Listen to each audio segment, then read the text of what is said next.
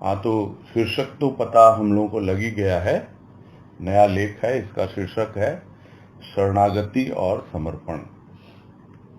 और इसमें शुरू कर रहे हैं हम कि राजमा क्या बोल रहे हैं इन दो शब्दों के बारे में और उनका क्या भाव हमें ग्रहण करना है।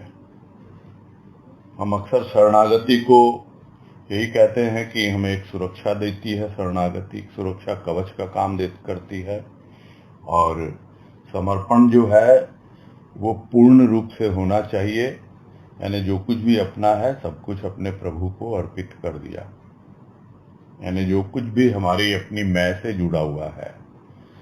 मैं का अर्पण हो सकता है इतना सहज न हो, किंतु जो कुछ भी मैं से संबंधित है उसको अर्पित कर देना समर्पण का रूप बनता है। और राजमा जो हमें समझाएंगे वो हम समझना चाह रहे हैं। शुरू करते हैं कि प्रभु प्राप्ति की अभिप्सा लेकर जब हम सत्संग के पथ पर कदम रखते हैं तो शरणागति एवं समर्पण दो शब्द सदा ही हमारे मुख से उच्चरित होते हैं, किंतु शरणागति एवं समर्पण के सूक्ष्म भेद का ज्ञान न होने पर इन शब्दों का उच्चारण तो होता है, उसके भाव को ग्रहण नहीं कर पाते। तो स्वाभाविक है, सबसे पहले तो प्रभु प्राप्ति की इच्छा होनी चाहिए, और इच्छा ही नहीं, प्रबल इच्छा। अभिप्सा का मतलब ही होता है बहुत प्रबल हो इच्छा। थोड़ी बहुत इच्छा करने से नहीं होगा कि ये भी कर लूं वो भी कर लूं। एकमात्र जिसे कहते हैं जीवन में हमारे यही इच्छा हो कि हमें मानव का जन्म मिला है और हमें प्रभु की प्राप्ति करनी है। और इस तरह की उत्कट अभिलाषा को लेकर के, प्रबल इच्छा को लेकर के जब हम सत्संग के पथ पर कदम रखते हैं, यानी सत्संग में शामिल होते हैं और सत्य पथ पर आगे बढ़ते हैं, तो ये दो शब्द हमें हमेशा सुनने को मिलते हैं। हम खुद भी बोलते हैं और दूसरों के मुख से भी सुनते हैं। एक है शरणागति और दूसरा है समर्पण। किंतु इनका जो सूक्ष्म भाव है और इन दोनों में क्या सूक्ष्म अंतर है, वो समझ नहीं आने के कारण या उसका ज्ञान नहीं होने के कारण हम इन शब्दों का उच्चारण तो करते हैं, किंतु शरणागति बोलते ही हमारे भीतर जो उस भाव की अनुभूति होनी चाहिए या जो भाव हमारे भीतर आना चाहिए, और समर्पण कहते ही जो भाव हमारे भीतर अनुभव में आए उसको हम न तो समझ पाते हैं और न ही ग्रहण कर पाते हैं। तो कहने को तो हम सत्संग के पथ पर आगे बढ़ रहे हैं, किंतु जब तक हम इन दो शब्दों का भावार्थ नहीं समझते और समझकर उसको आत्मसात नहीं करते, जीवन में नहीं उतारते, तब तक ये दो शब्द ही रह जाते हैं। तो कह रहे आगे कि प्रथम हम शरणागति के भाव को समझने का प्रयत्न करते हैं। यद्यपि शरणागति का भाव अति गहन गंभीर है, बड़े बड़े महापुरुष शरणागति की व्याख्या नहीं कर सके। हाँ, हम शरणागति की व्याख्या नहीं करने जा रहे। सद्गुरु कृपा से जो भाव मिला है उसे ही प्रकट करने की बालवत चेष्टा है। और ये एक अकिंचन भाव है भक्त का, राजमा का, कि हम सिर्फ और सिर्फ भाव समझने का प्रयास कर रहे हैं शरणागति का। हो सकता है इसका भाव बहुत गहन और गंभीर हो, और न जाने कितने महापुरुषों ने शरणागति की व्याख्या करने का प्रयास किया हो और उसमें उन्हें कितनी सफलता मिली हो। हमारा उद्देश्य उसकी व्याख्या करना नहीं है। जो भाव हमें अनुभव में आया सद्गुरु की कृपा से कि शरणागति क्या होती है, उसे ही सबके सामने प्रस्तुत करने की एक छोटी सी बालवत चेष्टा, यानी बच्चे के समान। जैसे बच्चा ज्यादा दिमाग लगाता नहीं है, सोचता नहीं है कि भाई मैं करूंगा तो क्या होगा, नहीं करूंगा तो क्या होगा। बहुत बड़े बड़े बहुत कुछ कह गए हैं, माता पिता भी ये सब काम करते हैं, किंतु मेरे मन में आया मैं भी कुछ करूं। एक बालवत प्रयास है ये, और यही है अकिंचन भाव। ये हो सकता है पूरी तरह शरणागति को जी रहे हैं, हो सकता है पूरी तरह समर्पण में अपना जीवन बिता रहे हैं, किंतु फिर भी जब उसे प्रकट करने चलते हैं तो ऐसा लगता है कि भाई क्या हम इसे बता पाएंगे, क्या हम समझा पाएंगे कि शरणागति क्या होती है। और जहां तक व्याख्या की बात है, शब्दों की क्या व्याख्या की जाए, कोई व्याख्या की आवश्यकता नहीं, अनुभूति की आवश्यकता होती है, और वो अनुभूति मिलती है भाव से। शरणागति में सबका अपना अपना भाव होता है, किंतु जो भक्त होता है, जो बिल्कुल अकिंचन भाव से उसकी शरण में रहता है, वो अपना कुछ न कुछ अनुभव लोगों के सामने रख ही देता है। तो मनुष्य जब अपने लक्ष्य का बोध नहीं पाता, अपने कर्म में उसकी पूर्ण संतुष्टि नहीं होती, पग पग पर प्रेम उसे भ्रमित करता है, नाना पंथों की महिमा सुनकर दिग्भ्रमित होता है, तब उसे कहा जाता है कि एक की शरण लो। मानव जब प्रभु पथ पर चलने में स्वयं को असमर्थ पाता है, पग पग पर विषय विकार, मन की चंचलता, दुर्बलता उसके मार्ग में बाधक बनती है, तब शरणागति का भाव ही उसका सहायक होता है। तो अवस्था होती है कि मनुष्य अपने लक्ष्य का बोध नहीं मिल रहा, उसको जो कुछ भी कर रहा है उससे उसे संतुष्टि नहीं हो रही है, और उसे पग पग पर लगता है कि जो मैं समझ रहा हूं कि प्रभु से प्रेम कर रहा हूं और उस प्रेम के मार्ग में मैं आगे बढ़ रहा हूं, तो पग पग पर उसे एक भ्रम पैदा होता है कि कहीं मैं डगमगा तो नहीं जाऊंगा। क्यों? क्योंकि चारों तरफ देखता है, हर तरफ लोग उसे आकर्षित करने में लगे हुए हैं कि देखो हमारा पंथ कितना महान है, इसमें आओ तुम्हारा सब कुछ, जो कुछ भी तुमने पाप किए हैं सब ठीक हो जाएंगे, और तुम ऐसे तुम वैसे। फिर दूसरे प्रलोभन देते हैं, चौथा और प्रलोभन देता है। तो इस तरह चारों तरफ जो पंथों की महिमा सुनता है प्राणी, उनके जो भी चलाने वाले हैं या उनके प्रणेता हैं, उनके मुख से, तो वो दिग्भ्रमित हो जाता है।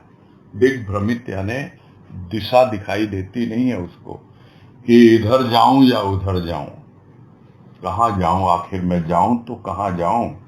तब उसे कहा जाता है कि एक की शरण लो। और जब एक की शरण लो उसे बोला जाता है, और यदि सद्गुरु की कृपा से उस वक्त उसके भीतर यह भाव आ जाए, मैं इधर जाऊं या उधर जाऊं, खाक बनकर ही क्यों ना बिखर जाऊं। तो किसके चरणों की खाक बननी है? उस एक के चरणों की। तब उसे कहा जाता है कि एक की शरण में आओ और बिल्कुल उसके चरणों की धूल बनकर अपना जीवन व्यतीत करो।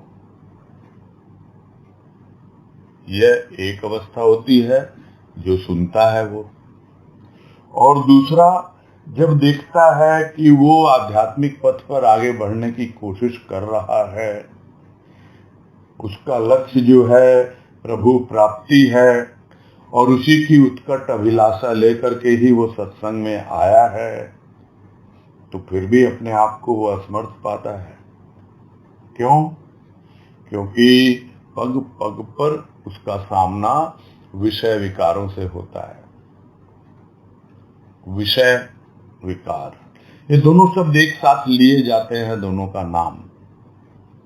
तो ये हम पहले भी चर्चा कर चुके हैं कि विषय जो होते हैं वो ज्ञानेंद्रियों में होते हैं। आंख का विषय है देखना, कान का विषय है सुनना इत्यादि।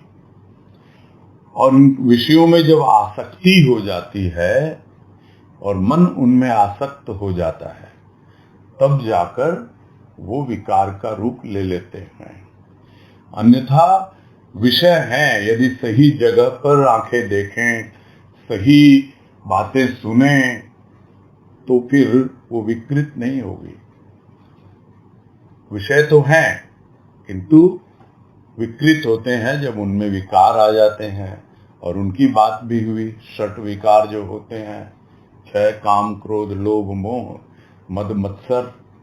तो ये जो छह विकार और ये जो पांच ज्ञानेंद्रियों के हमारे पांच विषय, ये सब मिल करके मन को इतना चंचल बना देते हैं, या मन अपने आप में ही चंचल है और इन्हीं विषय विकारों में उलझा रहता है और दुर्बल बना रहता है, कमजोर। हमेशा उसे लगता है कि मैं कैसे इस मार्ग पे आगे बढ़ूं, कैसे मैं इस तरह से आगे बढ़ पाऊंगा। अपने आप को बड़ा असहाय अनुभव करता है प्राणी। तब उसे सहायता की जरूरत महसूस होती है कि कोई तो मेरी हेल्प करे, कोई तो आए मेरे जीवन में जो मुझे सही मार्ग दिखलाए। कभी उधर गया उसने बतलाया, कभी उधर गया उसने बतलाया, और उसे अपने आप में कोई अनुभव हो नहीं रहे हैं। तो उसके लिए क्या चाहिए? उसके लिए चाहिए शरणागति। ऐसे में शरणागति का भाव ही उसकी सहायता करता है। और यह जो हेल्प है ये हमेशा रहती है साथ। यह जो उसके इष्ट की ओर से हेल्पलाइन है, ये 24/7 यानी 24 घंटे 7 दिन चालू रहती है, नॉन स्टॉप। जब कभी भी मन इधर उधर दौड़े, चंचल हो, जब कभी भी वो दुर्बलता का शिकार हो, जब कभी भी विषय विकार उसे घेर ले, दौड़ कर उसको खींच कर प्रभु की शरण में ले आए, उसके चरणों में ले आए, तो अपने आप ही उसकी चंचलता और दुर्बलता दूर होने लगती है। आगे है, बाहर के शत्रु स्थूल को हानि पहुंचाते हैं। उसके लिए स्थूल रूप से समर्थ व्यक्ति की शरण ग्रहण करता है प्राणी। किंतु यह सूक्ष्म शत्रु जो मानव के अपने ही अंदर घर किए बैठे हैं और सूक्ष्म भाव को प्रभावित करते हैं, उससे तो सूक्ष्म दृष्टिवान संत ही रक्षा करते हैं अपनी सूक्ष्म अज्ञात कृपा से। तो यह तो हम सब जानते हैं कि बाहर कोई हमसे बैर मोल ले ले, भाई हम किसी का बुरा नहीं चाहते हैं, किंतु हमें प्रसन्न देखकर, हमें आनंदित देखकर, खुश देखकर यदि किसी को ईर्ष्या होती हो, वो अपने आप ही अपने भीतर ही भीतर हमसे बैर मोल ले लेता है और शत्रु हो जाता है हमारा। तो हम क्या करेंगे भाई? कोई ऐसा हो जिसके लिए हम देखते हैं कि भाई हमारे पास तो पैसे की बहुत कमी है, सामने वाला बड़ा पैसे वाला है, वो तो कुछ न कुछ कर देगा उल्टा सीधा हमारे साथ, तो हम भी किसी पैसे वाले के साथ संपर्क स्थापित करते हैं। कोई समर्थ व्यक्ति हो तो हम उसकी शरण ग्रहण करते हैं कि बचाओ हमको, मेरे पास तो है नहीं इतने पैसे, हो सकता है कोई ये उल्टे सीधे केस लगा दे हमारे भी पीछे, हम तो इतना अदालत का खर्चा नहीं उठा पाते, तो हम उसकी शरण लेते हैं। ये तो हम भौतिक जीवन में देखते हैं। किंतु यह जो सूक्ष्म शत्रु हैं हमारे भीतर, जो हमारे अपने ही अंदर घर में बैठे हुए हैं, छिप कर बैठ जाते हैं, पकड़ में नहीं आते हैं। जब कभी वो दिखते हैं कि हाँ भाई ये लगा है प्रभु के प्रेम में, उसके भाव में और भजन कीर्तन में, सत्संग में, तब वो दौड़ के आते हैं और वो जो सूक्ष्म भाव है उसमें व्यवधान डालते हैं, बाधा डालते हैं, उसको प्रभावित करते हैं। तो उससे बचने के लिए क्या करें भाई? उससे बचने के लिए हम किसी समर्थवान को जाएंगे ना, ढूंढेंगे, तो वो कौन होगा? वो तो है जिसके पास सूक्ष्माति सूक्ष्म दृष्टि है और जिसके पास सूक्ष्म कृपा है, और वो संत है। तो हम संत की शरण ग्रहण करते हैं जो सूक्ष्म दृष्टि से देख लेता है हमारी भीतर की अवस्था, हमारे सूक्ष्म भावों को पढ़ लेता है और बिना बोले किए कुछ भी वार्तालाप भी नहीं होता, अपने आप ही सूक्ष्म रूप से उसकी कृपा का अनुभव होने लगता है और हम समझ ही नहीं पाते कि वास्तव में कृपा कौन करता है। तो हम उसकी शरण ग्रहण क्यों न करें? जब हम दूसरों से सुनते हैं कि बहुत सामर्थ्यवान है, ये तो बलदेव है, बलवान है, तो क्यों ना हम उसकी शरण ग्रहण करें? तो इस प्रकार जिस तरह स्थूल जीवन में समर्थ व्यक्ति की शरण ग्रहण करता है प्राणी स्थूल कार्यों के लिए, उसी तरह है यदि सूक्ष्म को अगर समझने लगे तो सूक्ष्म में भी ऐसे की ही शरण ग्रहण करनी है। किंतु यहाँ ध्यान ये देना है कि हम शरण तो ग्रहण कर लेते हैं लेकिन स्थूल के कार्यों में भी हम उनको इन्वॉल्व करने लगते हैं। ये सबसे बड़ी विडंबना होती है कि हम ग्रहण कर लिए, शरण में है, तो भाई किस लिए ग्रहण किए? ये मन चंचल था, मन दुर्बल था, टिकता नहीं था, सत्संग में लगता नहीं था, प्रभु के मार्ग पे बढ़ता नहीं था, इसलिए ग्रहण की ना शरण। तो अब स्थूल के कार्यों को क्यों इसमें इन्वॉल्व करते हैं? अरे स्थूल के कार्य अलग ढंग से होते हैं संपादित, उसका तरीका अलग है। यह जो शरण है सूक्ष्म कृपा को प्राप्त करने के लिए है और सूक्ष्म भावों को और गंभीर, गहन और प्रगाढ़ बनाने के लिए है। आगे है, अपने से महान शक्तिवान की शरणागति लेता है प्राणी जब वह संकट से, त्रास से स्वयं की रक्षा करना चाहता है। विभीषण रावण से दुत्कारा जाता है तो राम जी की शरण लेता है। अर्जुन जब किंग कर्तव्य विमूढ़ हो जाता है तब भगवान श्री कृष्ण की शरण स्वीकार करता है। भगवान श्री कृष्ण ने दिग्भ्रमित अर्जुन को प्रेरणा दी कि सर्वधर्मानि परित्यज्य मामेकं शरणं व्रज, क्योंकि अर्जुन अनेक धर्म, अनेक मान्यताओं से भ्रमित हो उठा। उसे उचित राह दिखाकर ही नहीं, राह पर साथ साथ चलकर भगवान श्री कृष्ण अर्जुन के भीतर जो नर था उसमें नारायण भाव भर देते हैं। तो अपने से महान शक्तिवान की ही शरणागति लेगा ना प्राणी, तो स्वाभाविक है उसके लिए कई कंडीशंस बनते हैं और उसको रियलाइज करना पड़ता है, अनुभव करना पड़ता है कि मेरे साथ ये समस्या है। नहीं तो हम उस त्रास से, उस संकट से इतने अभ्यस्त हो जाते हैं और अपने आप को बिल्कुल निस्सहाय, दीनहीन अवस्था में पाते हैं और हम सोचते हैं नहीं, कुछ नहीं हो सकता हमारा, तो सारी आस छोड़ देते हैं। किंतु ऐसे में यदि कोई हमें सजेस्ट करे, कोई हमें बतलाए कि देखो इसकी शरण लो, ये महान शक्तिशाली है, सब तरह की तुम्हारी समस्याओं का समाधान मिल जाएगा तुम्हें यहाँ। तो वो क्या है? वो संकट है, वो त्रास है और वो लगता है उसको बस मैं तो अब मर ही जाऊंगा, उससे रक्षा चाहता है वो। तब जाकर वो अपने से महान की शरण में आता है। तो उदाहरण है विभीषण का, हम सब जानते हैं, उसी का भाई रावण, उसे दुत्कारता है, लात मारता है, राज्य से भगा देता है। कहाँ जाएगा बेचारा? हल्की से अलग झोपड़ी बना के रहता है, राम जी की पूजा करता रहता है। और तब हनुमान जी उसे समझाते हैं, बोलते हैं और राम जी को प्रेरित करते हैं और राम जी उसको शरण में लेते हैं। ये सब कहानी हमको मालूम है। उसी प्रकार अर्जुन की बातें हैं। किंग कर्तव्य विमूढ़ अवस्था ऐसी होती है, जो बात आई पहले भी, मैं इधर जाऊं या उधर जाऊं, किंग कर्तव्य विमूढ़, क्या करूं मैं? क्योंकि जब जीवन में मुश्किलें आती हैं, परेशानियां आती हैं, तो यह अवस्था बन ही जाती है प्राणी की।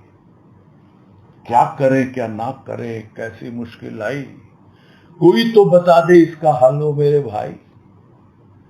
तो कौन बताएगा हल? अरे वही बताएगा जो महान शक्तिवान है, जिसके पास सब समस्याओं का हल है। तो किंग कर्तव्य है अर्जुन, और कितना उसका गुड लक है कि उसका बाल सखा है वो कृष्ण, और फिर भी वो उसको पहचान नहीं पाता है और उससे एक प्रकार से आर्गुमेंट करता रहता है। अब उसको आर्गुमेंट कहे या अपनी जिज्ञासा रखता है, कुछ भी कहें, किंतु अंत में जाकर के जब कुछ समझ में नहीं आता अर्जुन को, तो यही कहता है कृष्ण कि वही सब कुछ छोड़ के तुम मेरी शरण में आ जा। है अनेक धर्म है, क्षत्रिय धर्म, ये धर्म, वो करना है, मेरा अपना पिता के प्रति है, पत्नी के प्रति, न जाने कितने धर्मों की दुहाई उसने दी है और उससे वो भ्रमित हुआ है। तो क्या करे? दिखा दिया कृष्ण ने, बता दिया। और बताया ही नहीं, महाभारत जैसे युद्ध में उसका सारथी बना रथ का, और उसके साथ साथ चलकर बतला दिया। अंत में तो समझ में आ ही जाता है सबको। जब कृष्ण जैसा गुरु मिल जाए, और जिसे कहा जाता है, गुरुदेव कहा करते थे कि यदि कोई आदि गुरु है तो वो कृष्ण है, क्योंकि कृष्ण सब तरह का जीवन जीते हैं और अपने सखा को सखा मानते हैं, कभी शिष्य नहीं मानते। उसी तरह गुरुदेव भी कहा करते थे कि भले तुम मुझे गुरु कहते हो, किंतु मैं तो आध्यात्मिक पथ पे तुम्हारा साथी हूं, तुम्हारा सखा हूं। साथ चलता है वो। कृष्ण की तरह अर्जुन का रथ हाँकता है, बस कमी है तो हम में है कि हम अर्जुन नहीं बन पाते। कृष्ण तो कृष्ण है, गुरु तो कृष्ण है, किंतु शिष्य यदि अर्जुन बन जाए तो अपने आप ही उस नर में नारायण का भाव पूरी तरह से समा जाए। आगे है, प्रभु की राह पर चलने से पूर्व प्राणी अपने संस्कार, अपने कर्म को देखकर ही भयभीत हो जाता है। दीनता हीनता के बोझ से ग्रस्त हो स्वयं को असहाय पाता है। इस परिस्थिति में यदि वह पूर्ण संत की शरण लेगा तो संत उसे उसकी महिमा को याद दिलाकर उसके संकोच को, निराशा को समूल नष्ट कर देते हैं। जिसका आत्मविश्वास जाग गया वह प्राणी सहज रूप से सत्य की राह पर गतिवान होता है और अपने ही आत्म भाव की प्रेरणा से प्रेरित हो कार्य करता है। जब तक प्रभु की राह नहीं पकड़ी थी तब तक क्या अवस्था थी? अपने संस्कारों को देखकर और अपने कर्मों को देखकर भयभीत हो जाता है। संस्कार क्या है? संस्कार भी तो कर्मों का ही रूप है। पूर्व जन्म के जो संस्कार हैं वो पूर्व जन्म का रूप, कर्मों का रूप है, और वो स्थूल में नहीं है। उन कर्मों के द्वारा जो भी हमारे भीतर विचार और भाव उत्पन्न हुए और उत्पन्न ही नहीं हुए, एकत्रित हो गए, और जन्मों जन्मों से एकत्रित होके भीतर जम गए, वो होते हैं संस्कार। तो प्रभु की राह पर चलने से पूर्व वो संस्कार हमें बड़े परेशान करते हैं, हम समझ ही नहीं पाते हैं। और उसके बाद जो अभी इस जीवन में हम जो कर्म कर रहे हैं, तो हम कैसा कर्म कर रहे हैं? चाहते तो है बहुत सही दिशा में आगे बढ़ा जाए, किंतु फिर भी गलत दिशा मिल जाती है। बड़ी जल्दी हम फिसल जाते हैं, बहुत जल्दी ये विकार हमें खींच लेते हैं अपनी ओर। और सबसे भयंकर होता है क्रोध और काम। ये कामना, वासना और ये क्रोध, ये इतनी जल्दी खींचता है प्राणी को, अपने वशीभूत कर लेता है। और बाद में जो विचार करता है कि ये क्या कर्म मैंने किया, और खुद ही भयभीत होता रहता है, क्या मेरे द्वारा संभव है इससे बाहर निकलना, अपने संस्कारों को सुधारना और अपने कर्मों को ठीक करना क्या मेरे हाथ में है? लगता है नहीं, मेरे द्वारा तो संभव नहीं है। अपने आप को बड़ा ही दीनहीन समझता है, एक इंफेरिटी कॉम्प्लेक्स उसमें बना रहता है हर वक्त। क्या करूं, मुझसे होता ही नहीं, कैसे करूं, कोई तो मुझे बताए ना कि किस तरह आगे बढ़ा जाता है। मैं तो बहुत कुछ करना चाहता हूं सत्संग में, मैं तो आध्यात्मिक राह पे कितना आगे बढ़ना चाहता हूं, कुछ कर ही नहीं पाता, कुछ भी तो नहीं हूं, मुझे कुछ नहीं आता। और इस तरह के दीनताहीनता का बोझ बन जाता है वो उसके ऊपर। लोग कहते हैं अहंकार का बोझ, यह बोझ समझ में ही नहीं आता। और ये एक ऐसा सूक्ष्म अहंकार है, सुन के बड़ा ताज्जुब होगा, किंतु यह दीनताहीनता में पड़े रहना, इससे ग्रस्त होना और स्वयं को असहाय अनुभव करना, पहले अपनी बात है, बाद में भी अरे भाई शरणागत हो गए तो फिर क्यों अपने आप को दीनहीन समझ रहे हो? तो जब स्वयं को असहाय पा रहा है, तो ऐसे में पूर्ण संत की शरण ले लो भाई। तो शरण तो ले ली, हर कोई अपने आप को समझता है कि मैं तो शरणागत हूं। तो शरणागत हूं, किसकी शरणागत हूं? तो अर्जुन चला गया कृष्ण की शरण में। क्या उसके बाद उसे कुछ ख्याल आया किसी देवी देवता का, किसी और का, किसी और धर्म का, किसी और कर्तव्य का? कुछ नहीं, बस एकमात्र कर्तव्य अपने प्रभु के साथ रहना और उसके भावों में मगन रहना। यह होता है अर्जुन का भाव। किंतु यदि शरण ले ली और फिर भी हम भयभीत होते रहते हैं, ये फला फला देवता, अरे इसको मानते थे पहले, अब हम आ गए गुरुदेव की शरण में, हमारा कोई अनिष्ट तो नहीं हो जाएगा।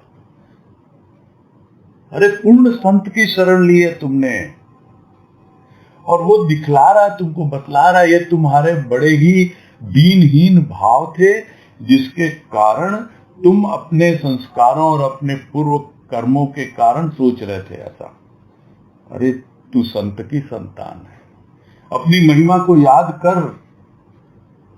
और जो भी तेरे भीतर निराशा है, जो भी तू संकोच कर रहा आगे बढ़ने से, यानी पुरुषार्थ करने से, ये करूंगा तो मिलेगा कि नहीं मिलेगा, मुझे परमात्मा मिलेगा क्या, मैं वहां तक पहुंच पाऊंगा, इन सब बातों को भूल जा, तू मैं हूं तेरे साथ, इस तरह भीतर से जब आवाज आती है, तो उसका आत्मविश्वास, सेल्फ कॉन्फिडेंस हम समझ सकते हैं कौन से लेवल पे पहुंच गया।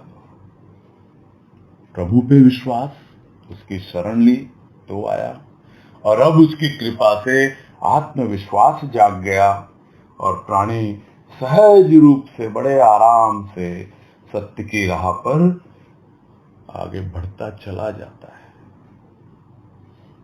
और अपने आप ही भीतर से आत्मभाव की प्रेरणा मिलती है कि देखो, जिस भाव को तुम जी रहे हो वो कहां से आ रहा है?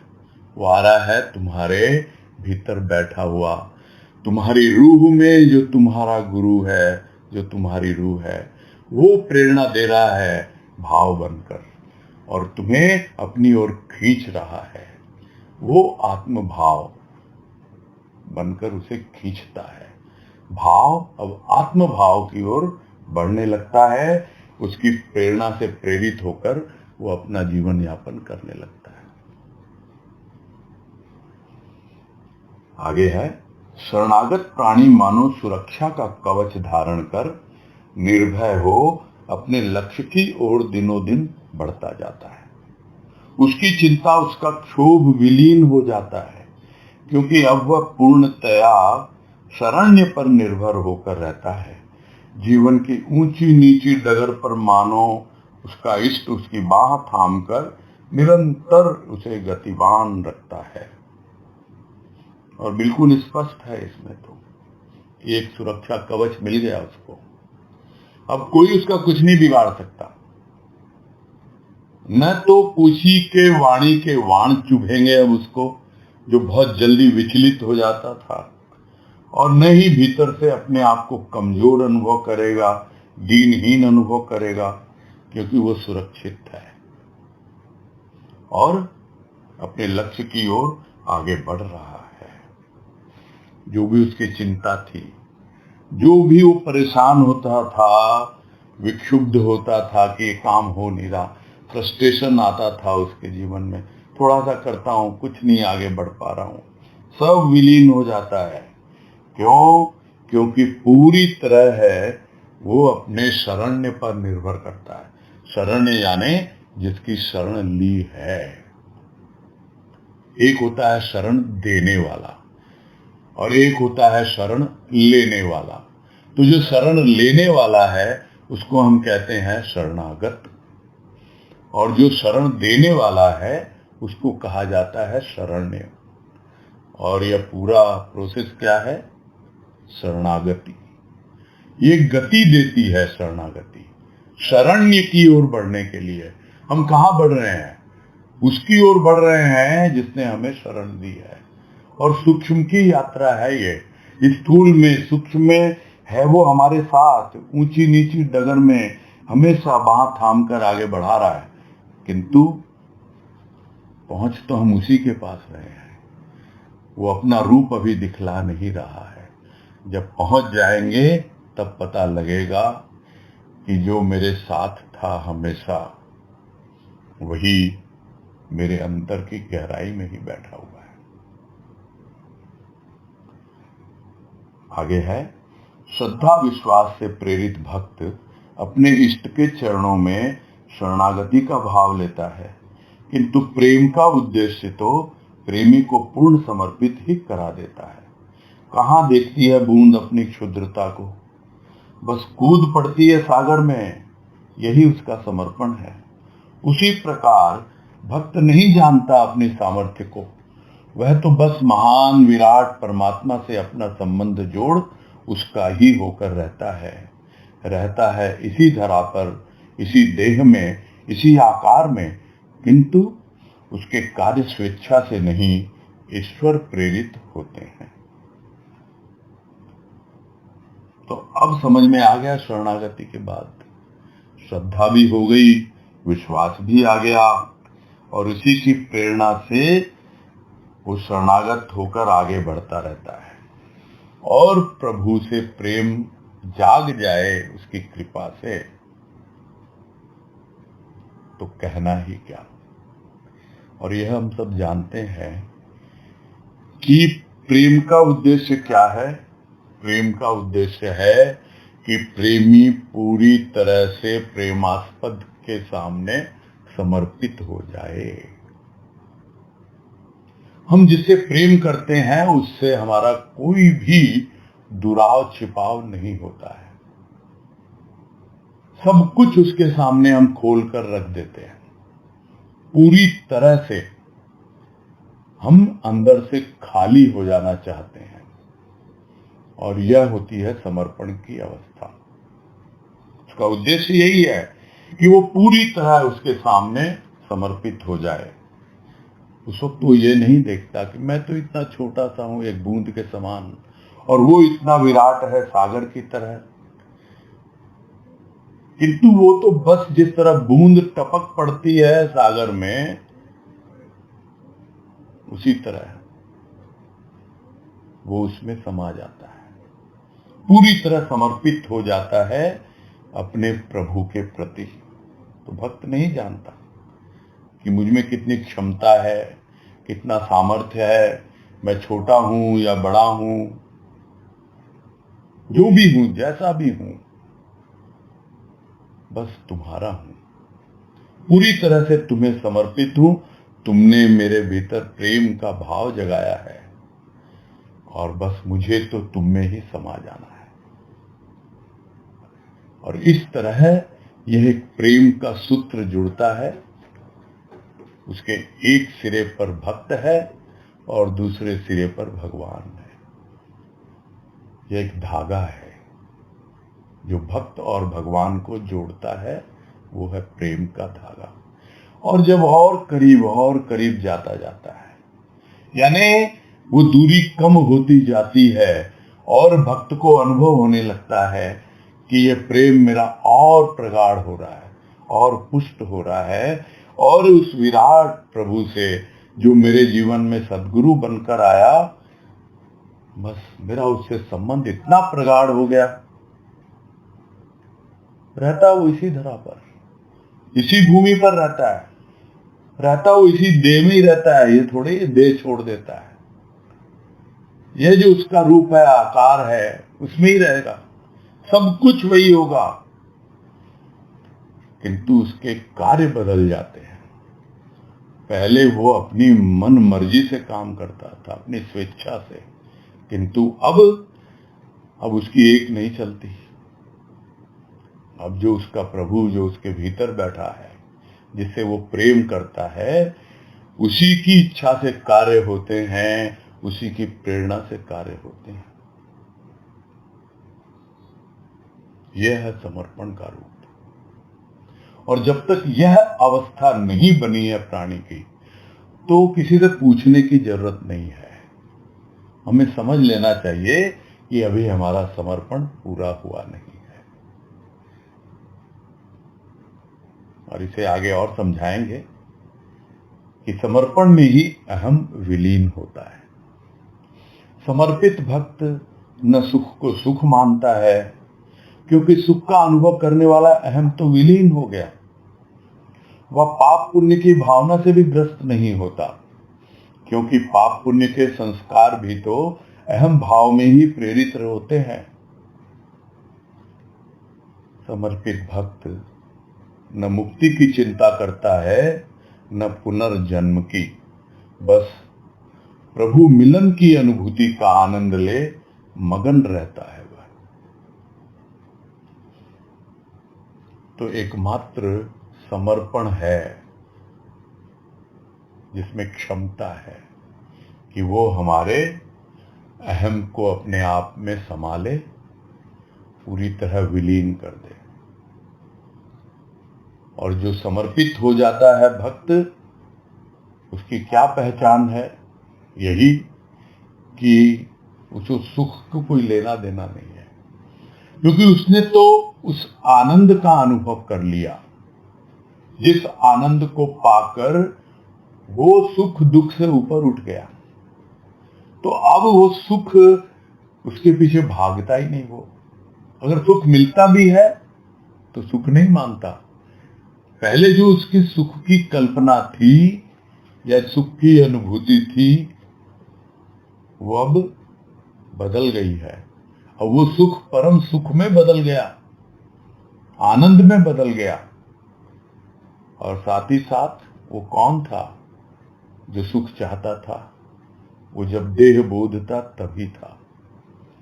शरीर को चाहिए सुख, किंतु अब वो तो भीतर जीता है। अब उसका अहम है कहां? वो तो विलीन हो गया। समर्पण है ही यही कि मैं कुछ भी नहीं, मैं कुछ भी नहीं। तो मैं से जुड़ी हुई सारी चीजें जब तक समर्पित नहीं होंगी, तब तक मैं कहां समर्पित होगा? वो वस्तुएं, वो विचार, वो भाव, वही तो पकड़ के रखते हैं मैं को। ये जिसे हम कहते हैं कि अहंकार का सबसे बड़ा प्रतीक कौन? रावण। और उसके 10 सिर हैं, किंतु उसका आधार कौन है? सिर के नीचे तो बहुत कुछ है, उसका धड़ है, उसके पांव हैं, सब कुछ है। वही तो आधार है उन सिरों का, उस अहंकार का। और वो है स्थूल, फिर है सूक्ष्म, मन बुद्धि चित्त इत्यादि। इन सब में अहंकार रहता है। मैं बहुत विद्वान, ये था रावण को अहंकार। मैं इतना मायावी, अहंकार था। और इतना बड़ा मैं बलशाली, स्थूल का। सब बातों का यह सब छूट जाता है समर्पण जब हो जाता है तो। अगर ये लगे कि मैं बहुत ये वो नहीं, अभी समर्पण नहीं हुआ, अहंकार है अभी। तो अहंकार जब तक विलीन नहीं हुआ तब तक आपको सुख में सुख लगेगा, दुख में दुख लगेगा। कहने को हम कहेंगे सुख दुख एक समान, हम तो समभाव में जीते हैं, हम तो सुख दुख के ऊपर उठ गए, ये सब मौखिक बातें ही कहलाएंगी। यदि समर्पित भक्त है तो न सुख को सुख मानता है और समझ लेता है कि अब है ही नहीं मेरा अहम, तो सुख की बात ही कहां से आती है, पाप पुण्य की बातें ही कहां से आती है। क्योंकि उस तरह के संस्कार भी तो उस झूठी मैं से ही जुड़े हुए थे, जो अपने आप को पापी मान रहे थे या पुण्यात्मा मान रहे थे। इतना ही नहीं, वो तो बस मिलन की अनुभूति को अनुभव करता है। मुक्ति मिले तो मिले, न मिले तो न मिले। अब हो सकता है मुक्ति यही होती हो कि अंत में जिससे जीवन भर प्रेम किया है वही तो लेने आएगा ना। और ये गुरुदेव हमेशा कहा करते थे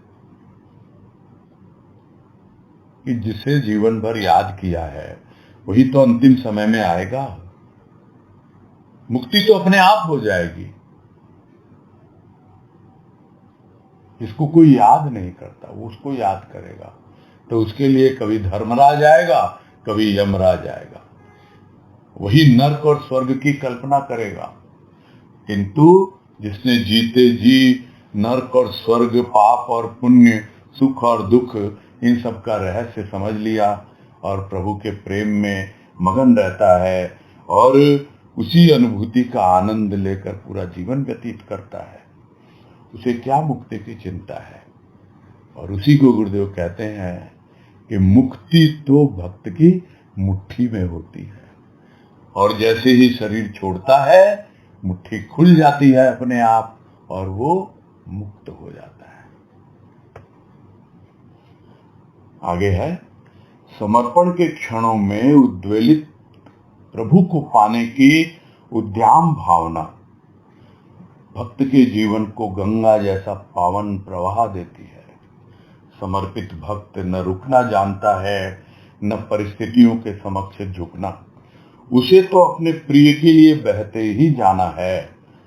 समर्पण एवं प्रीति के अभाव में प्राणी भक्ति की राह पर कदम तो रखता है, किंतु कभी कभी पग पग पर आती हुई कठिनाइयों के रोड़े में, कभी अहम के झोंके में अटकता है, रुकता है, भ्रमित होता है।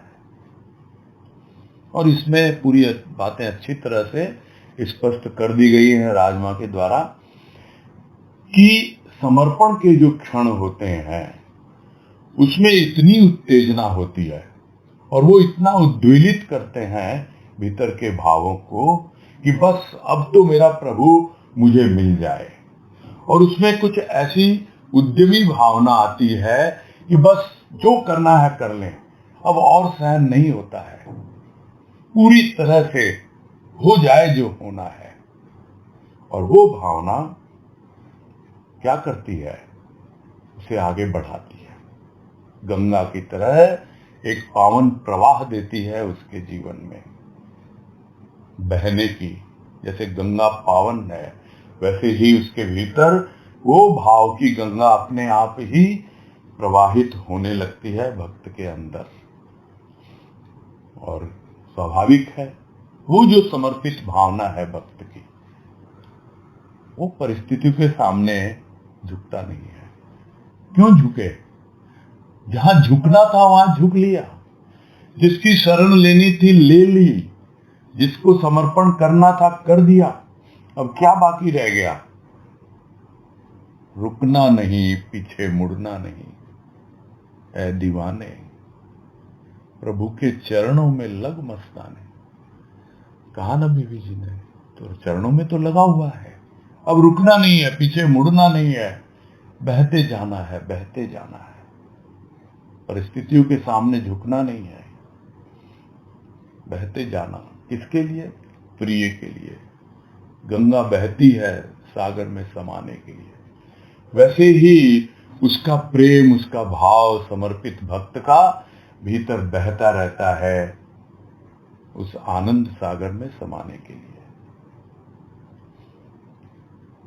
किंतु जब समर्पण और प्रेम का अभाव होता है तो प्राणी भक्ति की राह पे कदम तो रख देता है, आगे बढ़ने का प्रयास भी करता है, किंतु पग पग पर न जाने कितनी कठिनाइयां आती हैं और वो परिस्थितियों से विचलित हो जाता है, परेशान हो जाता है और इधर उधर भटक भी जाता है। और कई बार उसका अहंकार भी कुछ ऐसा रूप दिखलाता है कि इस तरह की बाधाएं आती हैं जो यहाँ कहा, कठिनाइयों के रोड़े में और कभी अहम के झोंके में अटकता है, रुकता है, भ्रमित होता है। तो क्या है? किसका अभाव है? समर्पण का। किसका अभाव है? प्रेम और भाव का। अगर समर्पण पूरा है तो प्रेम और भाव भी पूरा, और बिल्कुल किसी के सामने झुकना नहीं।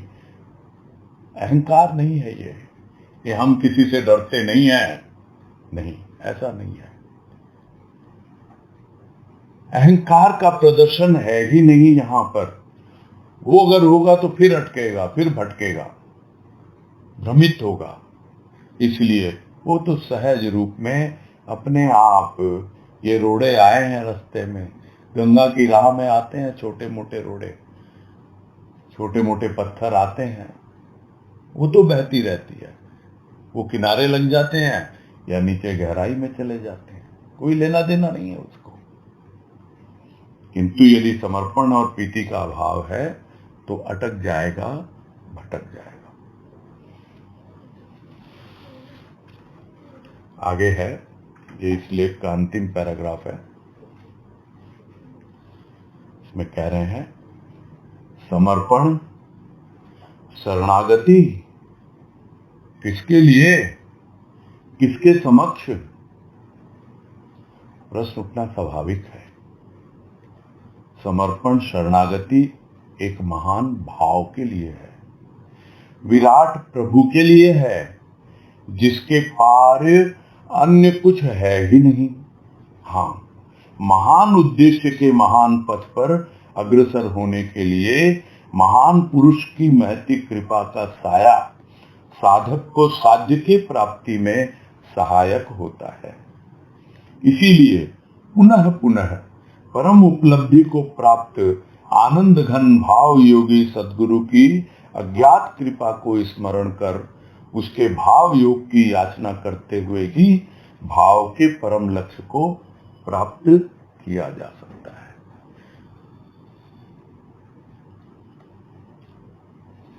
और इस अंतिम पैराग्राफ में जो लक्ष्य बोध है उसको इतना स्पष्ट रूप से जागृत किया है राजमा ने कि भाई प्रश्न है, समर्पण तो कर रहे हैं, शरणागति कर रहे हैं, किसके लिए कर रहे हैं, किसके सामने कर रहे हैं, क्या पता है तुमको? प्रश्न उठ रहा है, पता होना चाहिए ना। तो तुम्हारा समर्पण, तुम्हारी शरणागति किसके लिए? एक महान भाव के लिए है। और कहना न होगा, यह जो भी भाव है वो हमें बहा के ले जा रहा है। कहां ले जा रहा है? उस महान की ओर। वो महान कोई व्यक्ति नहीं है, वो महान कोई पुरुष नहीं है, वो महान एक भाव है, और वो है आत्म भाव, यानी आत्मा की ओर ले जा रहा है। उस एक महान भाव के लिए है ये शरणागति। और वो कौन है, आत्मा कौन है? वो कोई और नहीं, परमात्मा का ही रूप है। तो उस विराट प्रभु के लिए है, और इसके पार कुछ और है ही नहीं। That is the ultimate. उसके परे कुछ भी नहीं, असीम है, अनंत है, उससे पार पा ही नहीं सकता कोई, उसके परे जा नहीं सकता। हाँ ठीक है, अच्छी बात है, एक महान उद्देश्य है आपके जीवन में उस महान भाव तक पहुंचने के लिए, और ये आपने पथ जो चुना है, महान पथ चुना है, तो स्वाभाविक है आपको एक महान पुरुष की महती कृपा चाहिए। तो क्या है वो महान पुरुष? वो आता है हमारे जीवन में सद्गुरु बनकर, और उसकी कृपा का साया हमेशा हमारे ऊपर बना रहता है, और वो साधक को साध्य की प्राप्ति में हमेशा सहायक होता है। किंतु हम समझ नहीं पाते कि वो कृपा जो है, जिस महान पथ पे हम आगे बढ़ रहे हैं, वो कौन सा है।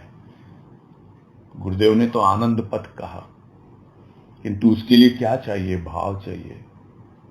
आनंद का सागर तो है, सत्य का पर्वत भी है, जहां से बहती है गंगा, भाव गंगा, किंतु कहां बहनी चाहिए? चित्त में बहनी चाहिए। तो जब तक चित्त में नहीं बहती भाव की गंगा, और वही हमारा पथ है, और वही हमारी उपलब्धि है, तो इसीलिए पुनः पुनः इस परम उपलब्धि को प्राप्त करने के लिए क्या हमें उस आनंद घन भाव योगी सदगुरु की अज्ञात कृपा जो हम पे कर रहे हैं, वो उसको अनुभव करना है, और यही याचना करनी है कि हम तुम्हारे भाव से जुड़े रहें, तुम्हारे भाव से हमेशा हमारा योग रहे, और तब हम भाव का जो परम लक्ष्य है, यानी वो आत्म भाव, वो महान भाव, उस लक्ष्य को हम उपलब्ध हो सकते हैं। तो किस लिए है शरणागति, किस लिए है समर्पण, ये समझ में आना चाहिए।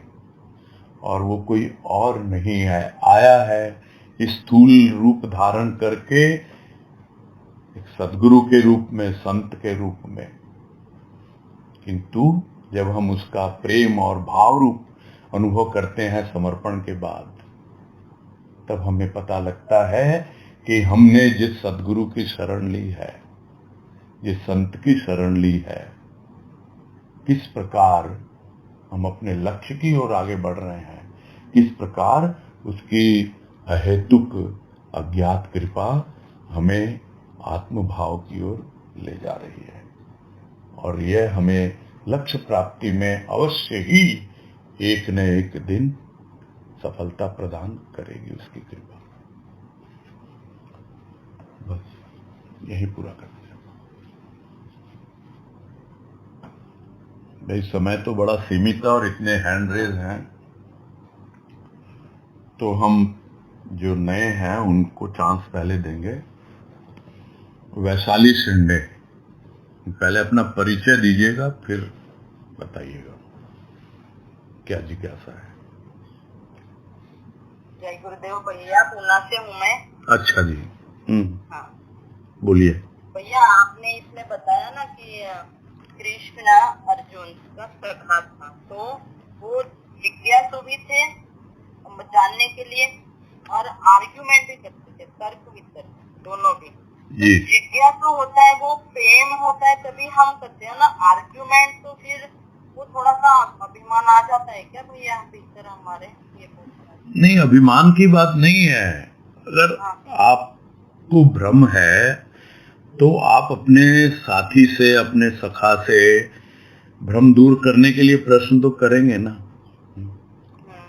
तो साधारण रूप में ये लग सकता है कि वो कृष्ण से आर्गुमेंट कर रहा है, लेकिन है तो वो जिज्ञासु ना,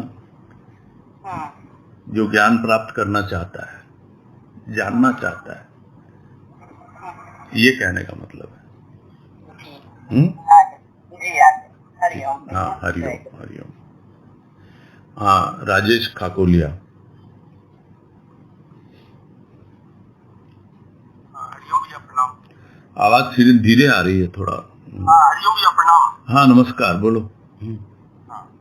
भैया शरणागति का जो शरणागति समर्पण का पढ़ा अभी सुना, इसमें मन में आई जैसे आपने कहा ना दीनता वाली बात कि प्राणी दीनता में नर के बोझ से अपने आप को सहाय पाता है। तो मन में आता है जैसे सत्संग में करने लगे और ये शरणागति का कवच भी पहन लिया, सतगुरु ने पहना दिया, लेकिन कहीं न कहीं क्षमा का भाव या अपनी शरण में रखने का भाव, ये तो हम लोग प्रार्थना करते ही रहते हैं।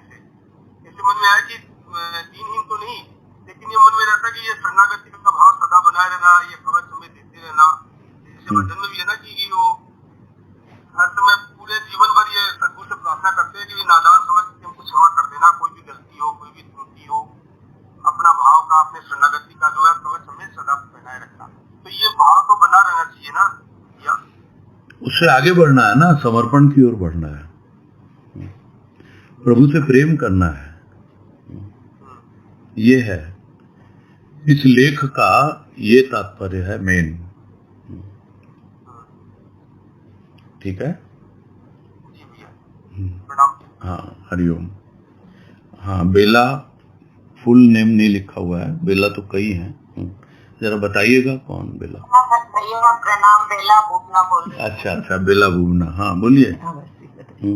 भैया अब इसमें ना जैसे ये लाइन आई थी, इसको पूरा समझना चाहते हैं कि प्राणी आत्म भाव की प्रेरणा से प्रेरित हो कार्य करता है। इसको ना समझना चाह रहे कि आत्म भाव की प्रेरणा जैसे किससे बात आई ये वाली? नहीं, कहाँ लिखी हुई है क्या ये लाइन कहीं? हाँ, इसमें है, बीच में अभी आया तो बताएंगे कि आपके पास बुक है क्या ये? नहीं, अभी बता रही हूँ कि समर्पण एवं स्थिति के अभाव में यहाँ नहीं है। नहीं, मेरे पास ये बुक नहीं है, इसी में देख कर मैं बता रही थी भैया जैसे लिखा हुआ है।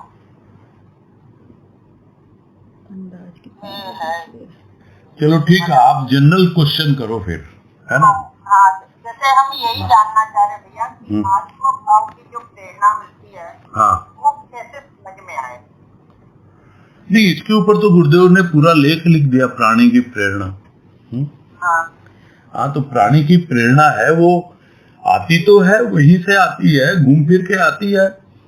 जब घूम फिर के आती है तो उसका रूप थोड़ा सा बदल जाता है, हम ठीक से समझ नहीं पाते हैं, इसलिए हम दूसरों के मुखापेक्षी हो जाते हैं कि भाई हमें तो समझ में नहीं आता, आप हमें समझाओ कि हमको इस तरह भीतर से कुछ भाव की अनुभूति हो रही है, क्या ये सही है या गलत है। और जिस दिन हम यह सोच लें कि नहीं, मेरे भीतर से आई है, मैं करके देखूं, तो हो सकता है सही हो सकता है पूरी तरह से सही ना हो।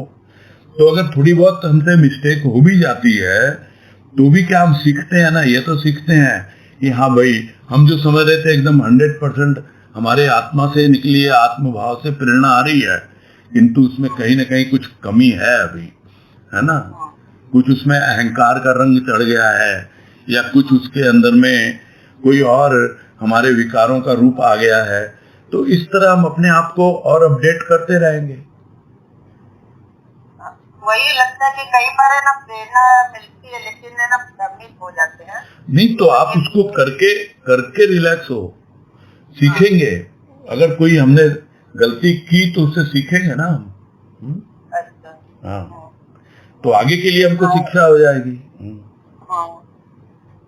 हाँ, यही है। अभी जैसे ये पूरी लाइन अभी आई है कि जिसका आत्मविश्वास जाग गया वह प्राणी सहज रूप से सत्य की राह पर गतिवान होता है और अपने ही आत्म भाव की प्रेरणा से प्रेरित हो कार्य करता है।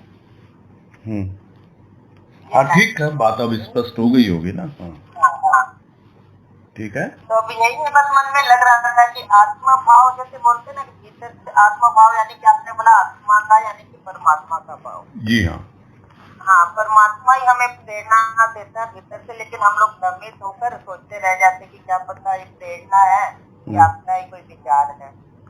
नहीं, ठीक है, वो हो सकता है, क्योंकि उसमें कुछ मिलावट आ जाती है ना भाई। वो जो आत्मा से लेकर के और हमारे समझ तक हम किस लेवल पे उसको समझ रहे हैं, उन दोनों के बीच में काफी दूरी तय करनी पड़ती है ना। सूक्ष्म की यात्रा है, तो इसमें कुछ ना कुछ तो मिलावट आ जाती है। तुम सीखेंगे ना अगर कुछ गलती हो भी गई तो, है ना। हाँ, ये बात समझना है कि भाई हम करके तो देखें उसको। जी हाँ, और सीखें और दोबारा उसको दोहराएं नहीं। हाँ, हाँ, ठीक है ना। हाँ जी भैया। हाँ भैया, प्रणाम भैया। हाँ, हरिओम हरिओम। अब समय हो गया काफी। बाकी लोगों को अभी नहीं मिल पाएगा मौका। पूरा करते हैं अब।